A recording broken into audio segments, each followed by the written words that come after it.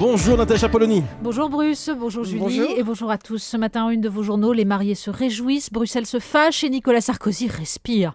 La presse régionale revient largement sur le premier mariage gay, la dépêche du midi, Vincent et Bruno en juste noces. Le midi libre historique.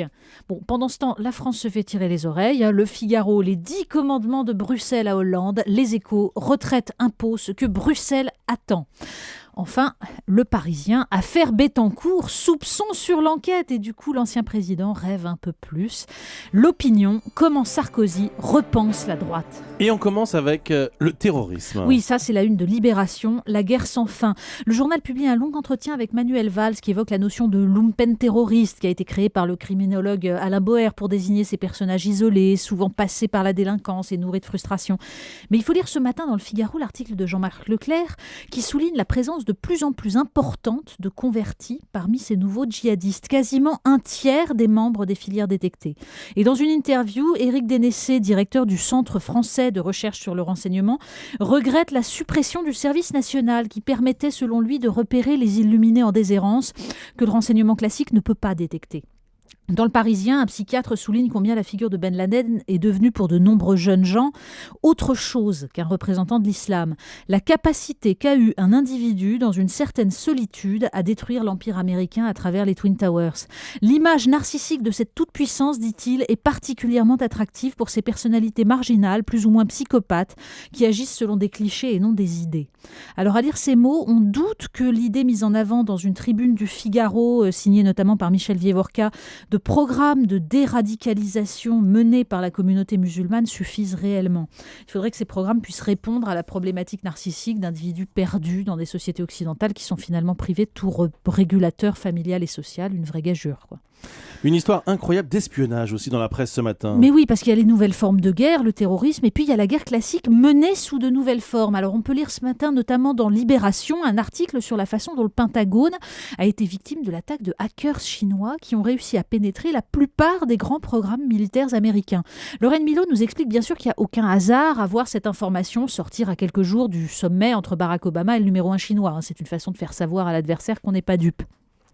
Mais dans cette guerre d'un nouveau genre, qui frappe aussi bien les programmes militaires que les entreprises d'ailleurs, la Chine a visiblement une longueur d'avance et organise même des compétitions de hacking. Et oui, l'impérialisme chinois, c'est pas seulement commercial et l'Europe serait bien inspirée de s'intéresser un jour à l'intelligence économique. Un rebondissement dans l'affaire Bettencourt. Oui, je disais que c'est la une du Parisien. Après la mise en examen du juge de l'arbitrage tapis, on continue dans les conflits d'intérêts. Le Parisien nous révèle donc sur 2 pages que l'experte qui aurait constaté en 2011 l'état de faiblesse de Liliane Bettencourt, et l'aurait fait d'ailleurs remonter à 2006, serait le témoin de mariage du juge Gentil.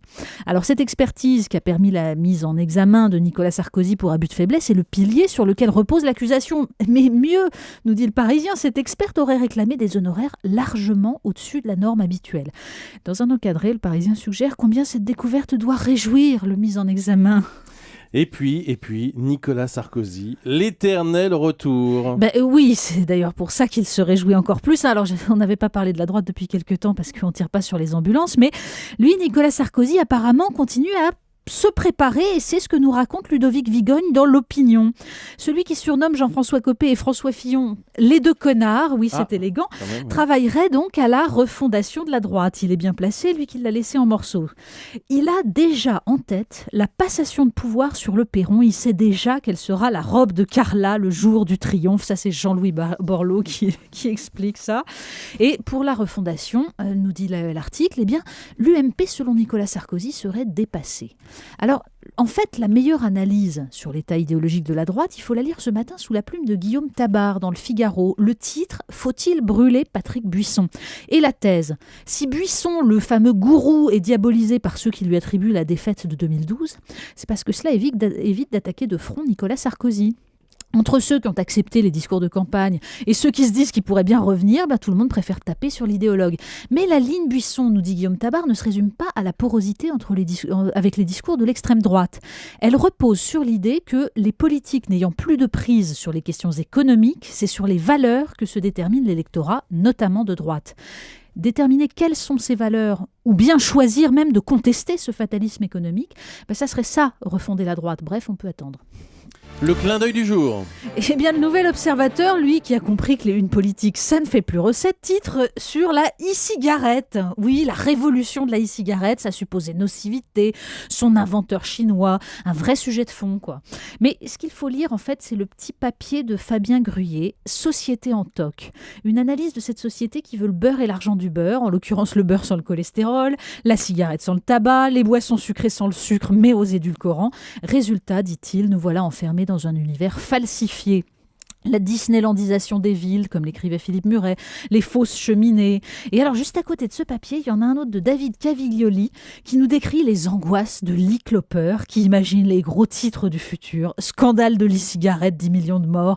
Lui qui croyait fumer pour paraître désinvolte. Il aimerait, nous dit David Caviglioli, que quelque chose ne tue pas. Comme quoi, on a beau éviter les unes politiques anxiogènes, on finit toujours par rencontrer le réel et même par se le prendre en pleine figure.